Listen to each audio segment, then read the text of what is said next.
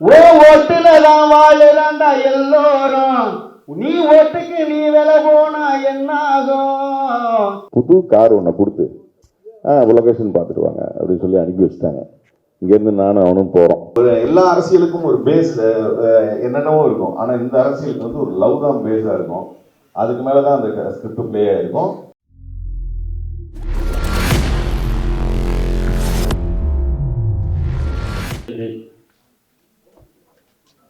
ஒரு அற்புதமான இந்த திரைப்படத்தினுடைய செய்தியாளர் சந்திப்பில் நம்ம படத்தை பற்றி நிறைய இருக்கு.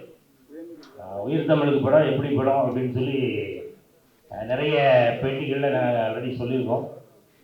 இருந்தாலும் கூட நம்ம படம் வந்து எப்படி இருக்கும் அப்படின்னா, நீங்கள் எப்படிலாம் எதிர்பார்க்குறீங்களோ அப்படி இருக்கும். அப்படி ஒரு அற்புதமான படம் தான் நம்ம உயிர் தமிழுக்கு. இதில் நிறைய திரைப்பிரபலங்கள் இருக்காங்க. அதில் ஹீரோ வந்து உங்கள் எல்லாருக்குமே தெரியும், மக்கள் போராளி அண்ணன் அமீர் அவர்கள். ஹீரோயின் சாந்தினி ஸ்ரீதரன் அவர்கள். அப்புறம் கூடவே சேர்த்து சுற்றுறதுக்குன்னே ஒரு கேரக்டர் இருப்பாங்கல்ல, அந்த மாதிரியான ஒரு 6 பேர். அந்த 6 பேரில் 2 பேரும் இருக்கணும், ஒரு 4 பேர் இல்லை. அப்புறம் அண்ணன் ராஜீவ்பூர் அண்ணன், கஞ்சா கருப்பண்ணன், ஆனந்தராஜ் அண்ணன், மகாநதி சங்கரண்ணன், இப்படி நிறைய பிரபலங்கள் படங்கள் இருந்தாலும் நீங்கள் எதிர்பார்க்கக்கூடிய அந்த விஷயம் நம்ம உயிர் தமிழுக்குள்ள 100% நிச்சயமாக இருக்குது. கண்டிப்பாக எல்லாரும் அதை தேட்டரில் வந்து பார்க்கணும்.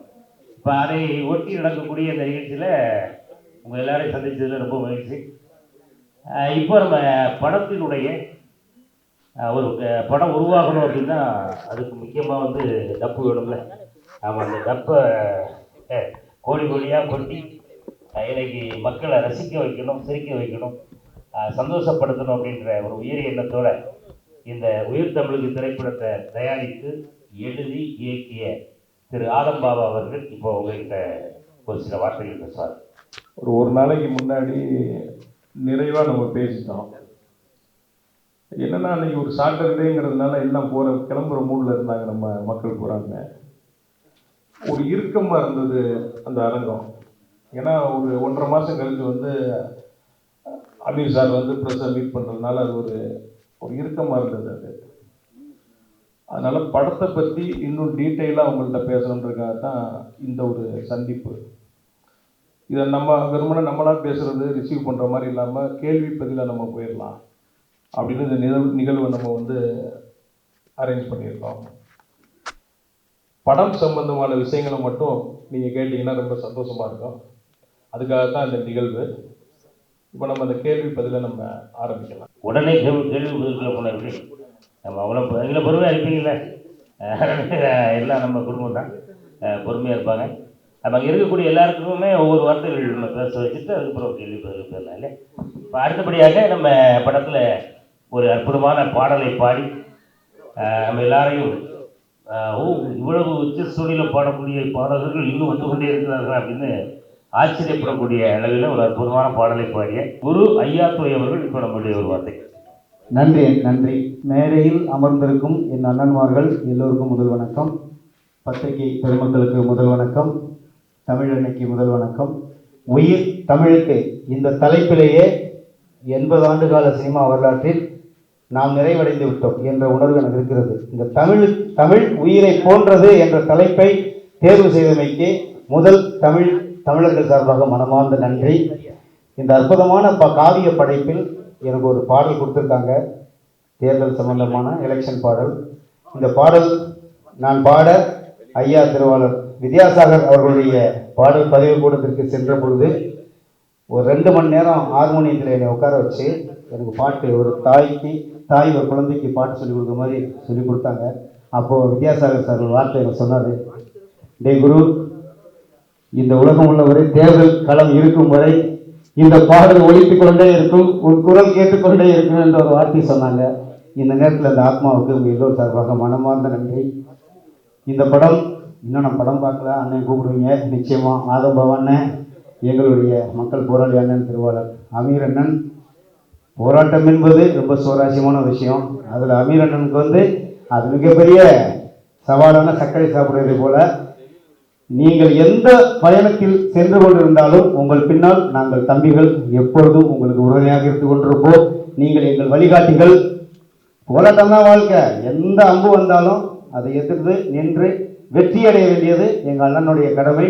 அந்த வெற்றிக்கு உறுதுணையாக நாங்கள் தம்பிகள், தமிழ் தம்பிகள் உடன் இருப்போம் என்ற உறுதியோடு இந்த பாடலில் ஒரு வரி வரும். அது என்ன ரொம்ப ஒரு மாதிரியா இருந்துச்சு. ஓ ஓட்டுல தான் வாழுறாண்டா எல்லோரும், நீ ஓட்டுக்கு நீ விலை போனா என்னாகும், சாயம் போனதே சனநாயகம், அடிச்சு கிழிக்குதே பணநாயகம். உன் ஓட்டுல தான் வாழுறான் எல்லோரும், உன் ஓட்டுக்கு நீ விலை போனா என்னாகும். அங்கேயே முடிஞ்சு போச்சு. இந்த படம் வந்த பிறகும் இந்த பாடலை கேட்ட பிறகும் ஒவ்வொரு வாக்காளர்களும் ஒவ்வொரு அரசியல்வாதிகளும் குறைஞ்சபட்சம் ஒரு 10 அரசியல்வாதி நான் பணம் கொடுக்க மாட்டேன்னு சத்தியம் பண்ணா பெரிய வெற்றி. ஒரு 100 வாக்காளர் பணம் வாங்க மாட்டேன்னு சத்தியம் பண்ண அது 1000 வெற்றி. இந்த படம் மிகப்பெரிய வெற்றியடைய உங்க எல்லோரும் சார்பாகவும் உயிர் தமிழுக்கு தமிழர்கள் உலக தமிழர்கள் சார்பாகவும் மனமார்ந்த வாழ்த்துக்கள். அதே நேரத்தில் இந்த பாடலை எழுதிய சினேகன் அண்ணன் அவர்களுக்கும் மற்றும் படத்தில் பணிபுரிந்த அனைத்து பெருமக்களுக்கும் மனமார்ந்த வாழ்த்துக்கள். உங்க எல்லோரும் சார்பாக படம் மிகப்பெரிய வெற்றி அடையணும். எனக்கு இந்த வாய்ப்பை வழங்கியமைக்கு நமது உயிர் தமிழுக்கு குழுவினருக்கு மனமார்ந்த நன்றி. எங்கள் அப்பா நாடக நடிகர், எங்கள் தாத்தா ஒயிலாட்ட கலைஞர், புதுக்கோட்டை மாவட்டம் ஆலங்குடி கிராமத்தில் பிறந்த நான் இந்த படத்தில் இப்படி ஒரு பதிவு எனக்கு கிடைச்சமைக்கு அந்த ஆத்மாக்கள் சார்பாக மனமார்ந்த நன்றியை பதிவு செஞ்சுக்கிறேன்.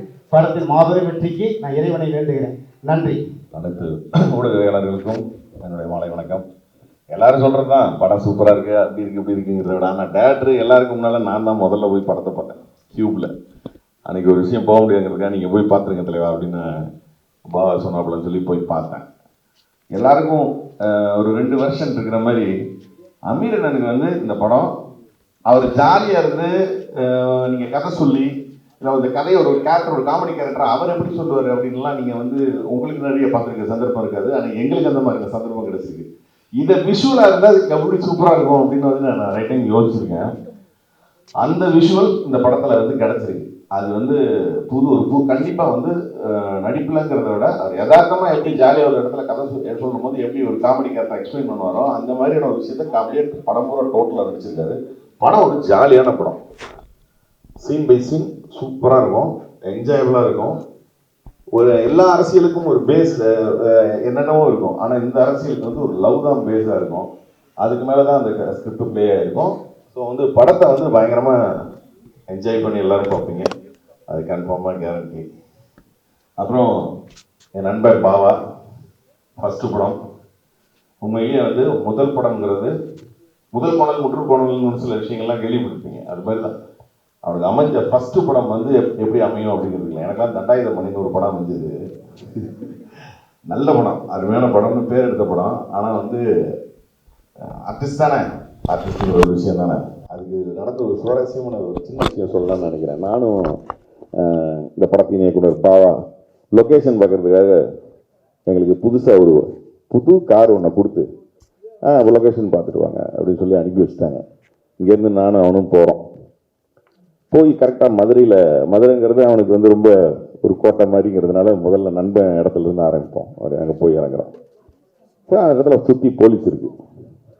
நான் அப்படி பார்க்குறேன், பாவா பார்க்குறேன். அங்கே ஆதம் பாவான்னு யாராவது இருக்காங்களான்னு வந்து என்கிட்ட தான் கேட்குறாப்புல. பக்கத்தில் இருந்துக்கிட்டு பாவா மேலே இருக்காப்புல போய் பாருங்க அப்படிங்கிறாப்புல. டக்குன்னு மேலே போயிட்டாங்க. மேலே போவோம், தலைவா வண்டி எடுக்க தலைவா, எல்லாம் கொடுங்க தலைவா வண்டி எடுக்குங்க அப்படின்னு டக்குன்னு வண்டி எடுத்துட்டு ஃபஸ்ட்டு டைம் என்னடா கூட ஒரு நண்பன் இருக்கான் போலீஸ் தேடிட்டு இருக்கு அப்படின்னு பார்த்தா யாரோ பக்கத்து கடைக்காரன் வந்து தப்பாக பேசியிருக்காப்புல, மண்டையை திறந்து விட்டாப்புல நம்ம ஆளு. அதுக்கு தான் போலீஸ் தேடி இருக்கு. எதுக்கு இதை சொல்றேன்னா தப்பா பேசினவனுக்கே அந்த கதி.